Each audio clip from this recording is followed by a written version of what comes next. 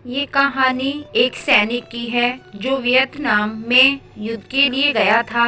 युद्ध समाप्त होने के बाद जब उसके घर लौटने की बारी आई तो उसने अपने माता पिता को सैन्य फ्रांसिस्को से फ़ोन किया। माँ और पिताजी, मैं घर आ रहा हूँ, लेकिन घर आने से पहले मुझे आपसे एक बात पूछनी है। मेरा एक दोस्त है जिसे मैं अपने साथ घर लाना चाहता हूँ। क्या मैं उसे ला सकता हूँ? बिल्कुल बेटा, ये भी कोई पूछने की बात है। हमें तुम्हारे दोस्त से मिलकर बहुत खुशी होगी, माता पिता ने जवाब दिया। लेकिन पहले एक बात आप लोग जान लें, सैनिक बोलता गया। युद्ध में वह बहुत बुरी तरह से घायल हो गया है। उसने एक बारूदी सुरंग पर पैर रख दिया था और उसमें उसने अपना एक हाथ और पैर गंवा दिया है। उसके पास कोई जगह नहीं है जहां वो जा सके, इसलिए मैं उसे अपने साथ रहने के लिए लाना चाहता हूँ। उसकी यह बात सुनकर उसकी माँ बोली, बेटा, तुम्हारे दोस्त के बारे में जानकर हमें बहुत दुख हुआ। हो सकता है हम उसके रहने के लिए कोई जगह तलाश कर सकें। नहीं माँ, मैं चाहता हूँ कि वो हमारे साथ रहे। लेकिन बेटा, अब पिता ने कहा, तुम समझ नहीं रहे हो कि तुम क्या चाह रहे हो। इस तरह का अपाहिज व्यक्ति हमारे लिए कितना बड़ा बोझ होगा।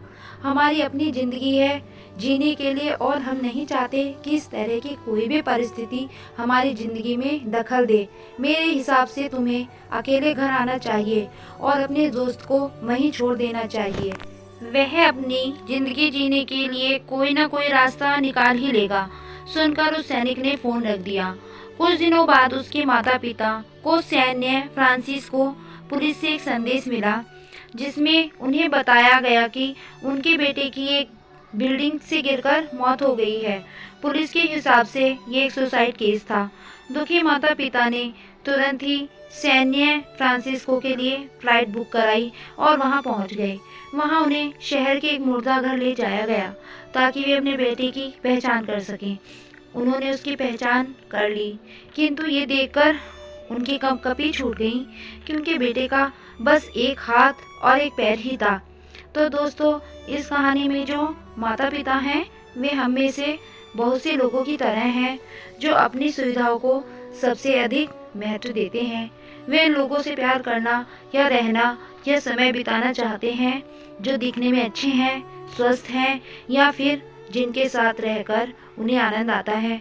वे ऐसे लोगों को पसंद नहीं करते जो देखने में स्वस्थ, सुंदर या स्मार्ट नहीं हैं, जिनके साथ उन्हें आनंद नहीं आता है या किसी भी रूप से उनके लिए असुविधाजनक हैं। वे ऐसे लोगों से दूरी बनाकर रखते हैं, लेकिन कभी कभी उन्हें अपने इसी व्यवहार के कारण पछताना पड़ता है। तो दोस्तों, आपको ये फौजी की कहानी कैसी लगी?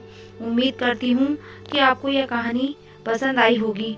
तो अपनी राय कमेंट बॉक्स में हमें ज़रूर बताएं। तो फ्रेंड्स, वीडियो को लाइक करें, शेयर करें, चैनल को सब्सक्राइब कर दें। Thanks for watching.